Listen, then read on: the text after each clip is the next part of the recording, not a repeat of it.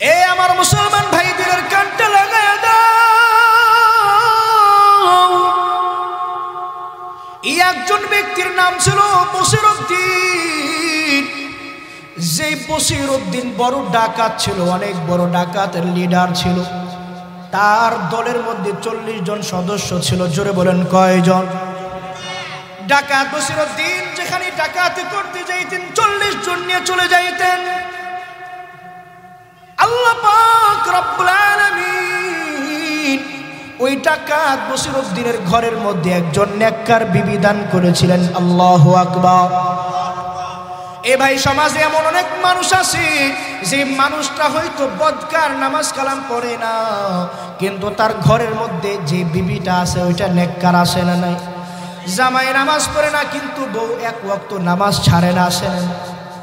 ওই ডাকাত বশির উদ্দিন এমন একজন ডাকাত যে ডাকাতি করে দুনিয়ার মধ্যে সব খারাপ কাজ করে বেড়ায়, আর তার বিবিটা এত নেককার। ওই ডাকাত বশির উদ্দিনকে তার বিবি ডাক দিয়ে বলে, ও আমার প্রাণের স্বামী, তুমি যে ডাকাতি করো, যে পেশা তুমি নিলা, আল্লাহর কাছে তো এটা জঘন্য পেশা। এই পেশার মাধ্যমে, এই পেশার গুনাহ নিয়ে যদি আল্লাহর কাছে চলে যাও, আল্লাহ কিন্তু তোমাকে জাহান্নামের অধিকারী বানায়া দিবেন। আমি বিবি হিসাবে তুমি জাহান্নামে যাও কখনো সহ্য করতে পারি না। ডাকাত বশির উদ্দিনের কথাগুলো ভালো লাগে না। এ মুসলমান ভাই, অন্তরের কানটা লাগাও। হঠাৎ করে একদিন ডাকাত বশির উদ্দিন ডাকাতের জন্য বের হয়ে যাবে। তার 40 জনের যে দলটা ছিল সবাইকে ডাকলো, সবাই চলে আসো, এই একটা ডাকাতি করা লাগবে। ও অনেক দিন যাবৎ ঘরে টাকা পয়সা নাই, হাতে টাকা নাই, পকেট খালি হয়ে গেছে। পকেট খালি হইলে পুরুষ মানুষের ভালো লাগে না, ঠিক কিনা বলেন? পকেট যদি খালি হয় পুরুষের ভালো লাগে? দেখবেন মনটা খারাপ হয়ে যায়। এ মুসলমান ভাই, দিলের কানটা লাগাও। ডাকাত বশির উদ্দিনের মনটা বড় খারাপ হয়ে গেছে। বিবি যখন শুনতে পেরেছে তার স্বামী ডাকাতির জন্য যাবে, এবার বিবি তার স্বামীকে ডাক দিয়ে বলে, আমার প্রাণের স্বামী, তুমি যা মনে চাই করো, কিন্তু ডাকাতি ছেড়ে দাও, আল্লাহর নাফরমানি ছেড়ে দাও, গুনাহ করা ছেড়ে দাও, মানুষের হক নষ্ট করা ছেড়ে দাও। ডাকাত বশির উদ্দিনের কথাগুলো ভালো লাগে না। এবার ডাকাত বশির উদ্দিন তার বিবিকে মারধর করতে শুরু করে। যখনই বিবি ভালো কথা বলে, ডাকাত বশির উদ্দিন সে বিবিকে মার দেয়, বিবিকে প্রহার করে তাকে ভালো থাকতে দেয় না। ডাকাত বশির উদ্দিন ডাকাতি করার জন্য চলে গেল।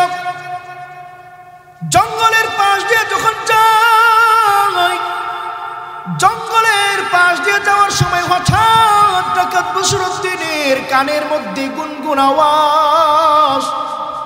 কে যেন গুনগুন গুনগুন করে কান্না করে, জঙ্গলের ভিতর থেকে কান্নার আওয়াজ আসে। এবার ডাকাত বশির উদ্দিন ডাক দিয়ে বলে, তোমরা থাকো, আমি গিয়ে দেখি জঙ্গলের মধ্যে কে কান্না করে, কার দুঃখ আছে, কার কষ্ট আছে। এ মুসলমান ভাই, ঘটনা বলতেছি, ভালো করে বুঝেন। ডাকাত বশির উদ্দিন জঙ্গলের মধ্যে গিয়ে দেখি ছোট্ট একটা বাচ্চা, মাদ্রাসার ছেলে, মাদ্রাসার তালেবে ইলম, কোরআন পড়ে। ওই ছেলেটা দুটা চোখের পানি ফেলায় আল্লাহর কাছে দোয়া করে, আল্লাহ, আপনি আমার মাকে দুনিয়া থেকে নিয়ে গেলেন, বাবাকে দুনিয়া থেকে নিয়ে গেলেন, আমার আত্মীয় বলতে কেউ নাই, আমার সব আত্মীয়দেরকে নিয়ে গেলেন। আসমানের মালিক আল্লাহ, আজ যদি আমার মা থাকতো, আজকে যদি আমার বাবা জীবিত থাকতো, আজকে তো আমার কষ্ট করা লাগতো না, আমি একটা মাদ্রাসায় পড়াশোনা করি। ডাকাত বশির উদ্দিন ডাক দিয়ে বলে, বাবা তুমি কেন কান্দো? তোমার কান্নার কারণটা কি বলো, খুলে আমার কাছে বলো। এবার সে মাদ্রাসার ছাত্র ডাক দিয়ে বলে, আমি এমন কারণে কান্না করি যে কারণটা আপনি আপনি শুনলে আপনার মনের মধ্যে কষ্ট লাগবে। ডাকাত বসিরউদ্দিন বলে, বলো তোমার কারণটা আমি শুনতে চাই, কি কারণে তুমি কান্না করো? এবার সেই ছাত্রটা ডাক দিয়ে বলে, আমার মাও নাই, আমার বাবাও নাই, আমার দুনিয়াতে কেউ নাই, আমি একটা মাদ্রাসায় পড়াশোনা করি। ওই মাদ্রাসার সব ছেলেরা তারা টাকা দিয়ে তেল কিনে, তারা বাতি দিয়ে পড়াশোনা করে, কোরআনের সবক পড়ে, আর আমার কাছে কোনো অর্থ নাই, কোনো সম্পদ নাই, কোনো টাকা নাই, যার কারণে আমি কোরআন পড়তে পারি না, আমি তেলও কিনতে পারি না। ডাকাত বসিরউদ্দিনের দিলটা বড় নরম হয়ে গেছে। ডাকাত বসিরউদ্দিন ডাক দিয়ে বলে, এ বাবা, তুমি কাঁদো না, তোমার দুঃখটা আমি বুঝতে পেরেছি, তুমি কিছু সময় অপেক্ষা করো, আমি তোমার দুঃখটা খুব ভালো করে অনুধাবন করেছি, তুমি কিছু সময় অপেক্ষা করো, তোমার যত তেল লাগবে, শুধুমাত্র তেল না, তোমার যত খরচ লাগবে সব খরচ দেওয়ার জন্য আমি রাজি আছি। আল্লাহু আকবার। বিসমিল্লাহির রহমানির রহিম। ইয়া আইয়ুহাল্লাযীনা আমানু লা তুলহিকুম আমওয়ালুকুম ওয়ালা আওলাদুকুম আন যিকরিল্লাহ। একদিন তোর মাটির দেহ থাকবে না তোহার,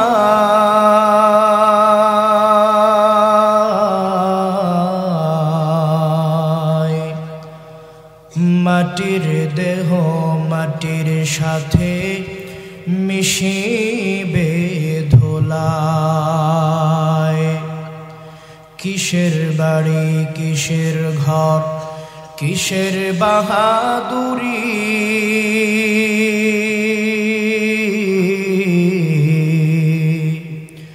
সঙ্গের সাথী কেউ হবে না, পুরুষ কিংবা নারী। নদীর পার ভাঙে অপার গড়ে, এই তো নদীর খেলা।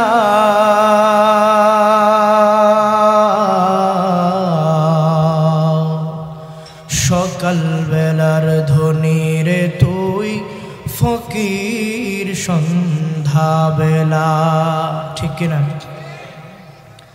নদী পথে নৌকা চালাও কেরে মাঝি ভাই,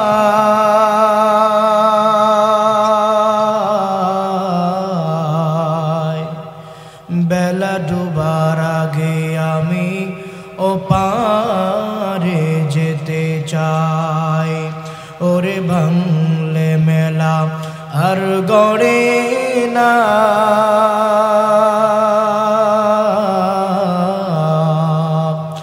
ডুবলে বেলা আর ওঠে না। আলহামদুলিল্লাহ, দারুল কোরআন ওয়াস সুন্নাহ মাদ্রাসার হাফেজ ছাত্রদের পাকড়ি প্রদান উপলক্ষে তাফসীরুল কোরআন মাহফিলের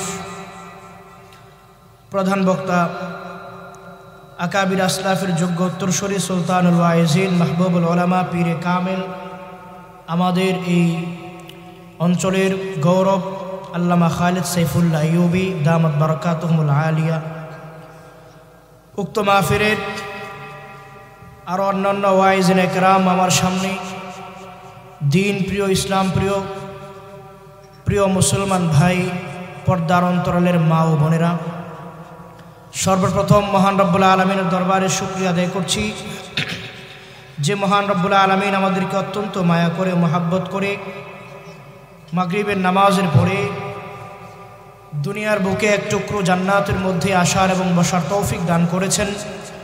সেজন্য সেই মহান মনিবের দরবারে হৃদয়ের সবটুকু ভালোবাসা উজাড় করে দিয়ে মোহাব্বতের সাথে জবান খুলে কালিমাতুশ শুকর আদায় করি, সকলেই পড়ি আলহামদুলিল্লাহ।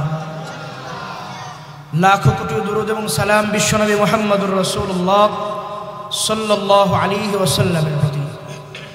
সম্মানিত উপস্থিতি, আপনাদের সামনে পবিত্র কোরআনুল কারীম থেকে ছোট্ট একটি আয়াত তেলাওয়াত করেছি। আপনাদের কাছে একটা প্রশ্ন রাখতে চাই, আপনারা কি সেই প্রশ্নের উত্তর দেওয়ার জন্য রাজি আছেন? সবাই রাজি আছেন? এই এলাকার মধ্যে, ঝাউচর এই এলাকার মধ্যে মানুষ কি এই কয়জন নাকি আরো আছে? আপনারা যে কয়জন আসছেন এই পরিমাণ আছে নাকি তার থেকে দ্বিগুণের থেকেও বেশি আছে? তার মানে সবাই স্বীকৃতি দিলেন যে এই এলাকায় অনেক মানুষজন আছে। প্রতি ঘর থেকে যদি একজন করে মানুষ ওই মাহফিলের প্যান্ডেল আসতো, এই ছোট্ট প্যান্ডেলে জায়গা হতো? আসে নাই কেন? আল্লাহ তাদেরকে কবুল করে নাই। কেন কবুল করে নাই? কারণ এরা যে শয়তান, আমরা জানি শয়তানের নাম শুনেছি, শয়তান তাদেরকে এমনভাবে ধোঁকা দিছে যার কারণে শয়তান তাদেরকে খেলাফত দিয়ে নিজে হাত গোটায় বসে আছে যে আমার আর মুরিদ করার দরকার নাই, যাদেরকে খেলাফত দিছি এরাই এখন আমার পক্ষ থেকে মুরিদ করবো, ঠিক কিনা? কারণ শয়তান তো আল্লাহর সাথে ওয়াদা করছিল যে দুনিয়াতে ভালো কাজ করতে দিব না, যেই জিনিস আপনার বান্দাদেরকে ভালো কাজ থেকে বিরত রাখার জন্য আমি শয়তানই যথেষ্ট। জানেন না আপনারা ঘটনা? শয়তানিদেরকে আটকায় রাখছে, প্যান্ডেলে যাওয়া যাবে না, দিনের কথা তো দূর থেকে শোনা যায়। আচ্ছা বলেন, একটা জিনিস দেখে খাইলেন আর একটা না দেখে খাইলেন, দুটার মধ্যে পার্থক্য আছে না নাই? অনেক তফাৎ। যেই জিনিস দেখে খাবেন সেটার স্বাদ বুঝবেন, মজা বুঝবেন, গুরুত্ব বেশি। আর যেটা মুখস্থ খাইলেন, দেখলেন না, বুঝলেন না সেটার কি কালার, কোত্থেকে এসেছে, যাচাই করলেন না, আপনি বিশ্লেষণ করলেন না, সেটার ফায়দা কম, সেটার থেকে আপনি উপকারও কম পাবেন, কারণ বিশ্বাস আপনার কম। এখানে যারা মনে করতেছে আওয়াজ তো শোনাই যায়, কি দরকার মাহফিলের প্যান্ডেলে যাওয়ার? আমরা এই মানুষদের ঘাড়ে শয়তান যে চেপে আছে, শয়তান দূর করার জন্য জোরে সোরে একটা তাকবীর দিব। আপনারা রাজি আছেন? তাকবীর দেওয়ার পরে যদি এরা মাহফিলের প্যান্ডেলে আসে, বোঝা যাবে শয়তান পালায় চলে গেছে। এরপরেও যদি না আসে, বুঝতে হবে শয়তান, ওই শয়তান তো তাদের কেমন খেলাফত দিছে, নিজেরাই শয়তানের মতো হয়ে গেছে। রাগ করতে পারে আমার কথা, কি কঠিন কথা কইলাম, শয়তান বানায় দিলাম তাদেরকে। ভাই সকলে আমার সাথে লিল্লাহি তাকবীর, নারে তাকবীর। আজকের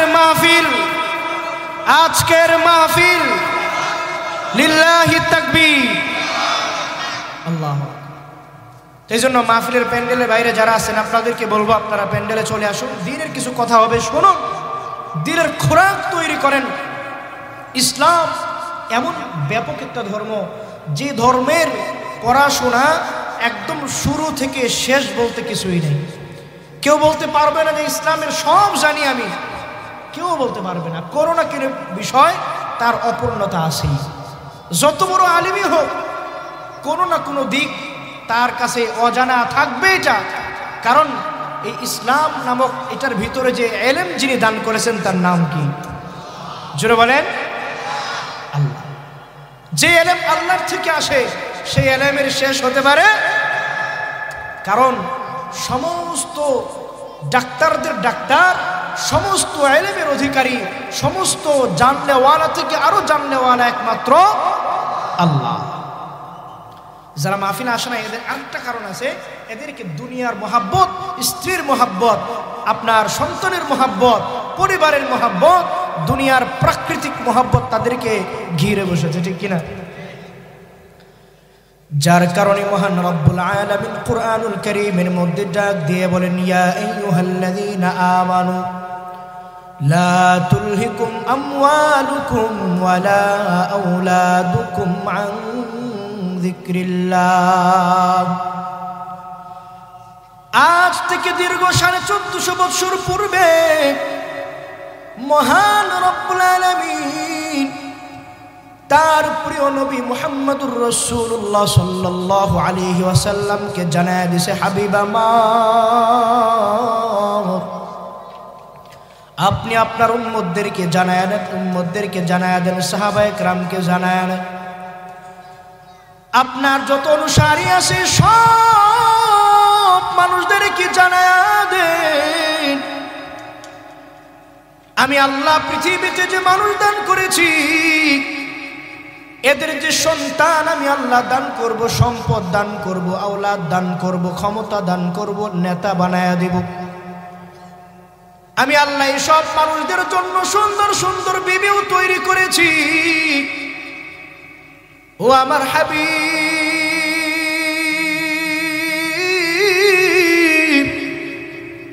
আপনি উম্মতদেরকে জানায়া দেন এই যে এত কিছু দান করলাম, এই সব কিছু যেন আমার বান্দাদেরকে আমি আল্লাহ থেকে দূরে সরায় না দেয়। আল্লাহু আকবার। এ মুসলমান ভাই, দিলের কানটা লাগায় দাও যে আল্লাহ তোমাকে সুন্দর বিবি দান করলেন, যে আল্লাহ তোমাকে ভদ্র নেককার সন্তান দান করলেন, যে আল্লাহ তোমাকে সম্পদ দান করলেন, 10টা 20টা বাড়ির মালিক বানায়া দিলেন, যে আল্লাহ তোমাকে ঢাকার মধ্যে জায়গার ব্যবস্থা করে দিলেন, ওই আল্লাহকে তুমি কেমন করে ভুলে গেলা? যে রসুলের মাধ্যমে তুমি দুনিয়ার মধ্যে আসলা, যে রসুলের কারণে তুমি এই দুনিয়াতে আল্লাহ তোমাকে পাঠাইলেন, যে রসুলের উম্মত আল্লাহ তোমাকে বানাইলেন, ওই রসুলকে ভুলে গেলা, আল্লাহকে ভুলে গেলা, ইসলামকে ভুলে গেলা। দুনিয়ার মহাব্বতে পড়িয়া, সন্তানের মহাব্বতে পড়িয়া, মায়া পড়িয়া, দুনিয়ার প্রকৃতির মধ্যে পড়িয়া, দুনিয়ার সৌন্দর্যের মধ্যে পড়িয়া, সম্পদের মধ্যে পড়িয়া, দুনিয়ার সামান্য পরিমাণ তুমি নেতা হইয়া, ক্ষমতা হইয়া আমার আল্লাহকে কেমন করে ভুলে গেলা? আমার আল্লাহ বলেন, যদি এমনই হয় আল্লাহকে ভুলে গেছো, ইসলামকে ভুলে গেছো, নবীকে ভুলে গেছো, যদি এরকমই হয়, আল্লাহ কোরআনুল কারীমের মধ্যে ডাক দিয়ে বলেন, وَمَن يَفْعَلْ ذَلِكَ فَأُولَئِكَ هُمُ الْخَاسِرُونَ। আল্লাহ পাক রব্বুল আলামিন জানায়া দেয়, এ উম্মতেরা, যদি আল্লাহকে ভুলে যাও, রসুলকে ভুলে যাও, দুনিয়ার মায়ায় পড়িয়া যাও, সন্তানের মহাব্বতে পড়িয়া যাও, যদি এমনই হয় আমি আল্লাহ তোমাকে ক্ষতিগ্রস্তদের মধ্যে ফালায়া দিব। চিৎকার করে বলেন নাউজুবিল্লাহ। এ আমার মুসলমান ভাই, দিলের কানটা লাগায়া দেন। প্রশ্ন করতে পারেন, আল্লাহ যদি আমার নামটা ক্ষতিগ্রস্তদের মধ্যে লিখে দেয়, আমি বান্দার কি ক্ষতি হবে? কি ক্ষতি হবে? এরে আমার ভাই, যে আল্লাহ আপনাকে বানাইলেন, আমাকে বানাইলেন, আপনার নামটা যদি সে আল্লাহর কাছে ক্ষতিগ্রস্তদের মধ্যে হয়ে যায়, আমার আল্লাহ কোরআনুল কারীমের অনেক আয়াতের মাধ্যমে জানায়া দিলেন, এই ক্ষতিগ্রস্ত ব্যক্তিরা হবে চিরস্থায়ী জাহান্নামী। নাউজুবিল্লাহ। আপনারা কেউ জাহান্নামী হতে চান? এ মুসলমান ভাই, দিলের কানটা লাগায়া দাও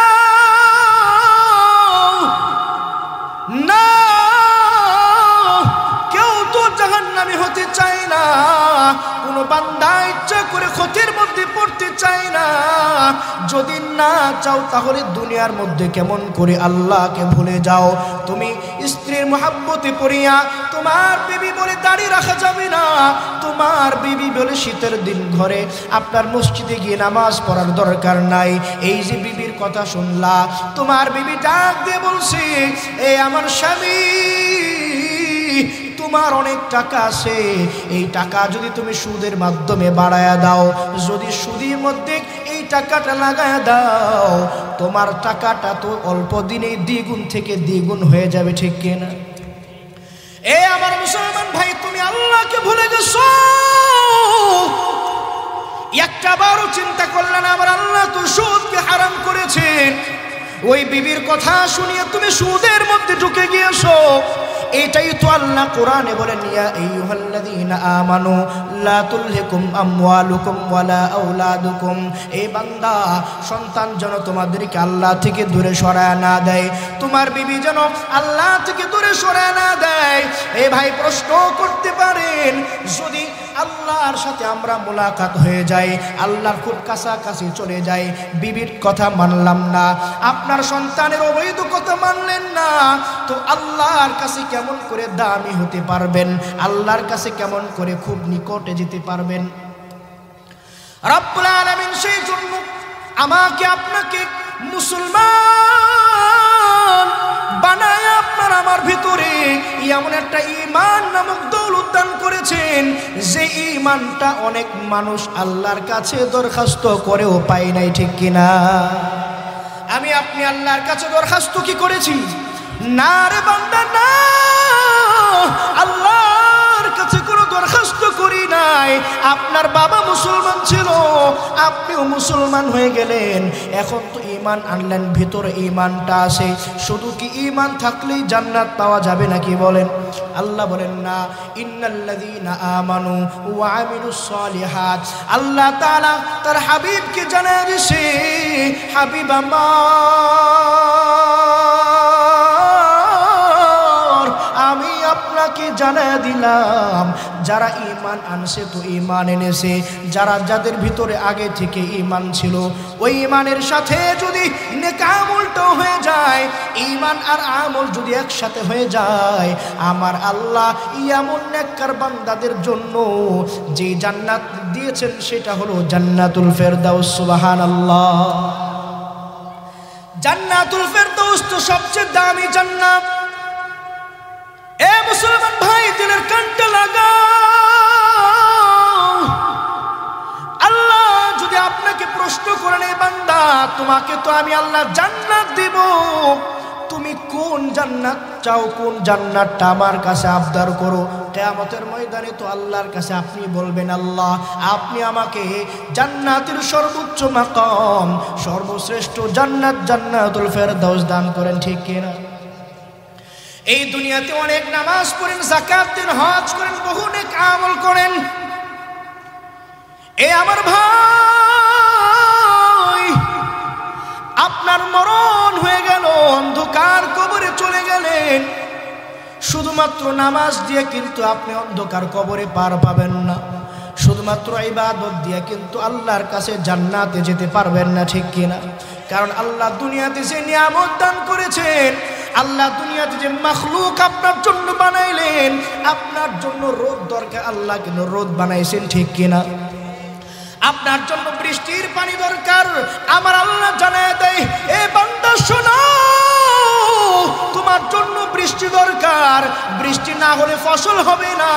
আল্লাহ পাক রব্বুল আলামিন ফসলের সময় কিন্তু আসমান থেকে বৃষ্টি দান করে দেন, ঠিক কিনা? এই যে আল্লাহ মাখলুক দান করলেন, এত সব দান করলেন, এই সব কিছুর যদি হিসাব আল্লাহ নিতে শুরু করে দেন, আপনার নামাজ শেষ হয়ে যাবে, আপনার জিকিরের ইবাদত শেষ হয়ে যাবে, আপনার হজের সওয়াবও শেষ হয়ে যাবে।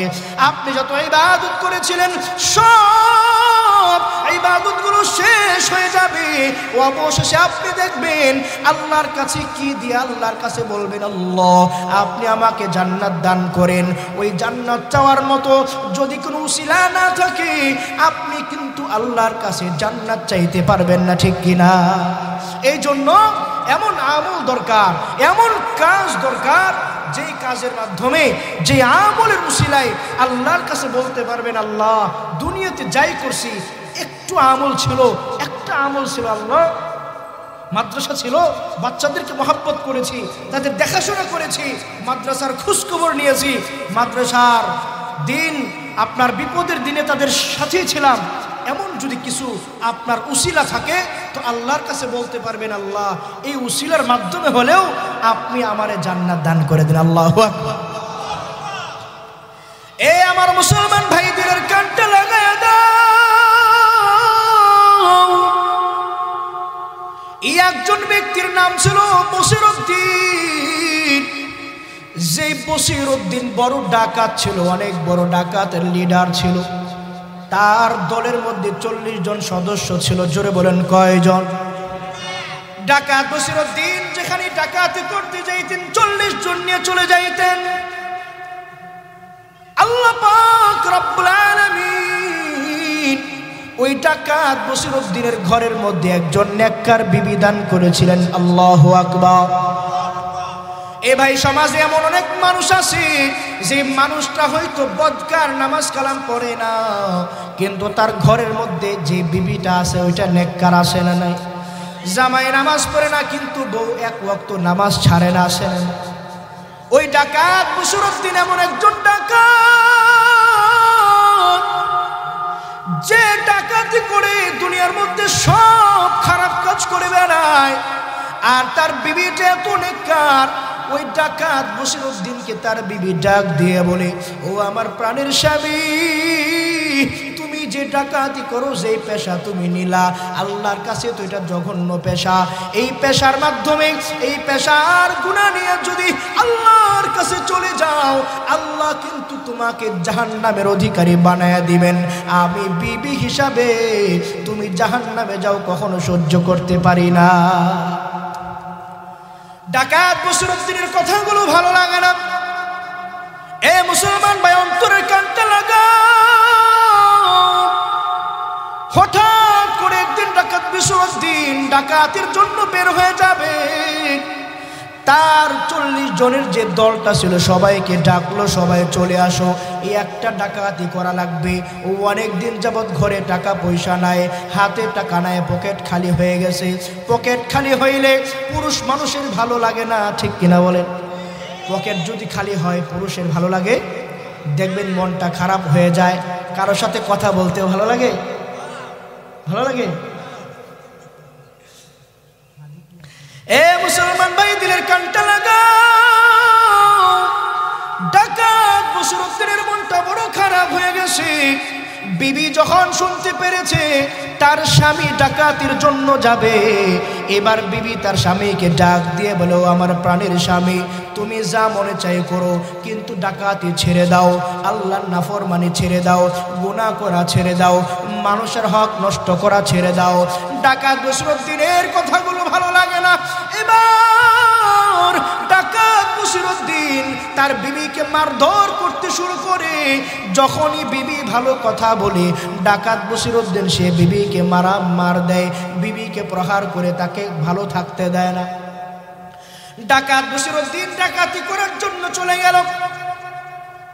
জঙ্গলের পাশ দিয়ে যখন যায়, জঙ্গলের পাশ দিয়ে যাওয়ার সময় হঠাৎ ডাকাত বসিরউদ্দিনের কানের মধ্যে গুনগুন আওয়াজ।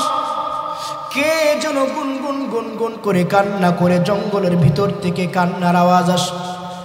এবার ডাকাত বসিরউদ্দিন ডাক দিয়ে বলে, তোমরা থাকো, আমি গিয়ে দেখি জঙ্গলের মধ্যে কে কান্না করে, কার দুঃখ আছে, কার কষ্ট আছে। এ মুসলমান ভাই, ঘটনা বলতেছি, ভালো করে বুঝেন।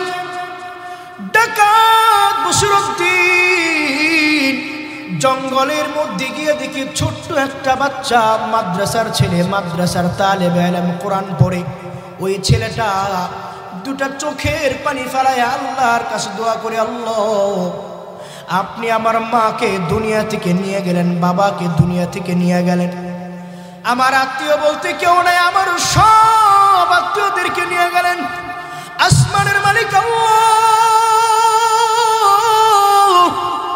আজ যদি আমার মা থাকতো, আজকে যদি আমার বাবা জীবিত থাকতো, আজকে তো আমার কষ্ট করা লাগতো না, আমি একটা মাদ্রাসায় পড়াশোনা করি। ডাকাত বসিরউদ্দিন ডাক দিয়ে বলে, বাবা তুমি কেন কান্দো, তোমার কান্নার কারণটা কি বলো, খুলে আমার কাছে বলো। এবার সে মাদ্রাসার ছাত্র ডাক দিয়ে বলে, আমি এমন কারণে কান্না করি, যে কারণটা আপনি শুনলে আপনার মনের মধ্যে কষ্ট লাগবে। ডাকাত বসিরউদ্দিন বলে, বলো তোমার কারণটা, আমি শুনতে চাই, কি কারণে তুমি কান্না করো। এবার সেই ছাত্রটা ডাক দিয়ে বলে, আমার মাও নাই, আমার বাবাও নাই, আমার দুনিয়াতে কেউ নাই, আমি একটা মাদ্রাসায় পড়াশোনা করি। ওই মাদ্রাসার সব ছেলেরা তারা টাকা দিয়ে তেল কিনে, তারা বাতি দিয়ে পড়াশোনা করে, কোরআনের সবক পড়ে, আর আমার কাছে কোনো অর্থ নাই, কোনো সম্পদ নাই, কোনো টাকা নাই, যার কারণে আমি কোরআন পড়তে পারি না, আমি তেলও কিনতে পারি না। ডাকাত বসিরউদ্দিনের দিলটা বড় নরম হয়ে গেছে। ডাকাত বসিরউদ্দিন ডাক দিয়ে বলে, এ বাবা, তুমি কাঁদো না, তোমার দুঃখটা আমি বুঝতে পেরেছি, তুমি কিছু সময় অপেক্ষা করো, আমি তোমার দুঃখটা খুব ভালো করে অনুধাবন করেছি, তুমি কিছু সময় অপেক্ষা করো, তোমার যত তেল লাগবে, শুধুমাত্র তেল না, তোমার যত খরচ লাগবে সব খরচ দেওয়ার জন্য আমি রাজি আছি। আল্লাহু আকবার। আর জোরে আল্লাহু আকবার। এবার ঢাকার বসিরউদ্দিন তার ঢাকার 40 জনের কাছে চলে গেছে। সেই জায়গাটা দিয়ে বলে, ডাকাতের দল শোনো, আজ থেকে আমি তোমাদের সাথে আর ডাকাতি করব না। সব ডাকাতরা অবাক হয়ে গেছে, কেন ডাকাতি করব না, কারণটা কি? ডাকাত বসিরউদ্দিন ডাক দিয়ে বলে, আমি এমন একজন মানুষের সাক্ষাৎ পেয়েছি, এমন একজন মানুষের কান্না আমার কানের মধ্যে আসছে, যে মানুষের কান্না আমার দিলের মধ্যে গেঁথে গেছে। ওই দিলের মধ্যে কান্নাটা এমন ভাবে ঢুকছে, আমি ডাকাত বসিরউদ্দিন চিন্তা করেছি আজকে থেকে আমি আল্লাহর কোনো নাফরমানিতে লিপ্ত হব না। আল্লাহু আকবার। এবার ডাকাত বসিরউদ্দিন রাতের বেলায় চলে গেছে, দোকানের মধ্যে ডাক দিয়ে বলে টক টক করে আওয়াজ করছে। দোকানদার দোকানটা খুলে দেখে ডাকাত বসিরউদ্দিন, দোকানদার ভয়ে থরথর করে কাঁপতেছে। ডাকাতের লিডার চলে আসছে, তাহলে বুঝি আমার আজকে আর রক্ষা নাই। সে ডাক দিয়ে বলে, স্যার কেন আসছেন, কি দরকার? কইরেন না, কোন আক্রমণ কইরেন না, আপনার যা লাগে আমি সব কিছু দিয়ে দিব। কিন্তু ডাকাত বসিরউদ্দিন ডাক দিয়া বলে, এ দোকানদার, তুমি ভয় পাও না, আমি তো সেই ডাকাত বসিরউদ্দিন না। যদি তোমরা আমাকে ডাকাত বলে থাকো, এই মুহূর্ত তুমি মনে করতে পারো আজকের পর থেকে আমি আর কোনো ডাকাতি করব না। ডাকাত বসিরউদ্দিন ডাক দিয়ে বলে, আমি তোমার দোকানের মধ্যে এসেছি তেল নেওয়ার জন্য।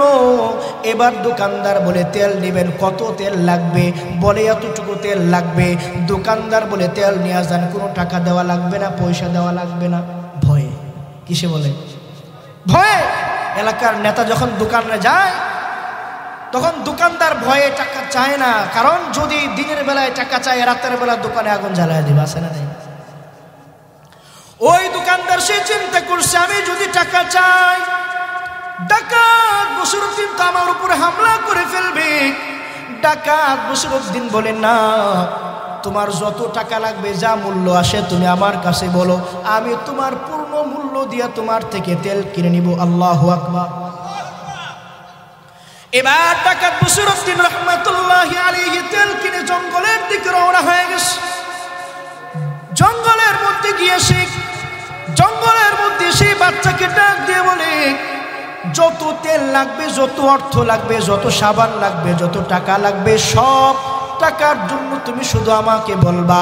তোমার সমস্ত প্রয়োজন পূরণ করার জন্য আমি ডাকাত বসিরউদ্দিন রাজি আছি। সুবহানাল্লাহ। আজানটা শেষ হল। যে কথা বলতেছিলাম, ডাকাত বসিরউদ্দিন সে তার সেই বাচ্চার কাছে গিয়ে বলতেছে, তোমার যা লাগবে আমার কাছে বলবা, তোমার সব প্রয়োজন পূরণ করে দিব। সে তার ডাকাত দলের সদস্যদের কাছে এসে বলতেছে, যাও তোমরা ডাকাতি করতে চলে যাও, আজকের পর থেকে আমি আর ডাকাতি করব না। আল্লাহু আকবার বলেন। এ মুসলমান ভাই, দিলের কানটা লাগায় দাও। ডাকাত বসিরউদ্দিন ঘরের মধ্যে চলে গেছে, তার বিবিকে ডাক দিয়ে বলে, বিবি তুমি যে এত বছর আমার জন্য দোয়া করেছো, আমি যেন ডাকাতি ছাইরা দেই, আমি যেন ভালো পথে চলে আসি, আমার আল্লাহ তোমার দোয়া আল্লাহ তাআলা কবুল করে নিয়েছে। সুবহানাল্লাহ। এবার ডাকাত বসিরউদ্দিন তার বিবি পরের দিন সকালবেলায় ওই এলাকার এক বুজুর্গের কাছে, বখতিয়ারউদ্দিন কাকি রাহমাতুল্লাহি আলাইহির কাছে সম্পূর্ণ ঘটনা খুইলা বলছে। এবার ওই বুজুর্গ ডাক দিয়ে বলে, তুমি যে এত বছর ডাকাতি করেছো, যে গুনাহ করেছো, যে নাফরমানি করেছো, আমার আল্লাহ পাক রব্বুল আলামিন সব গুনাহ মাফ করে তোমাকে আল্লাহ তার ওলি হিসাবে কবুল করে নিয়েছে। প্রিয় ভাইরা আমার, বুঝাতে চাইলাম উসিলার মাধ্যমে আল্লাহ আপনাকে মাফ করবেন।